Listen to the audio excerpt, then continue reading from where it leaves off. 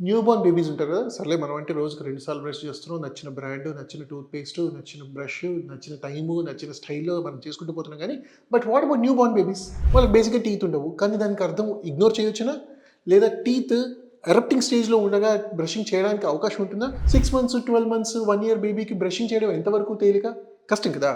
So, వీళ్ళకి చేయాల్సిన పద్ధతి ఏంటంటే, ఒకటి గమ్ ప్యాడ్స్ అంటాం. అంటే అసలు పళ్ళు రానే రాకముందు కాస్త ఒక టవల్‌ని కాస్త తడిపేసి మదర్ ఫింగర్‌కి చుట్టేసి అలా అలా గమ్స్ మీద ప్రెస్ చేస్తూ ఉండాలి. That allows good amount of blood circulation and also cleaning. కాస్త ఏజ్ పెరిగి అంటే టీత్ నోట్లోకి రావడం స్టార్ట్ చేసాక ఇంకా ఈ వెట్ క్లాత్ పనికిరాదు. You have to use something called silicon brush. Mother ఆ ఫింగర్‌కి అలా చేసేసి బేబీకి స్నానం చేపిచ్చేస్తారు కదా! స్నానం చేపిచ్చే ముందు గాని, స్నానం చేయించిన తర్వాత కానీ ఆ సిలికాన్ బ్రష్ అలా పెట్టేసి టీత్ చుట్టూతా, గమ్స్ చుట్టూతా వన్స్ బ్రషింగ్ స్టార్ట్ చేశారనుకోండి, నేను ఇందాక చెప్పినట్టుగా 1 బ్లడ్ సప్లై గమ్స్‌కి పెరుగుతుంది అండ్ ఆల్సో టీత్ కూడా క్లీన్ అవుతాయి.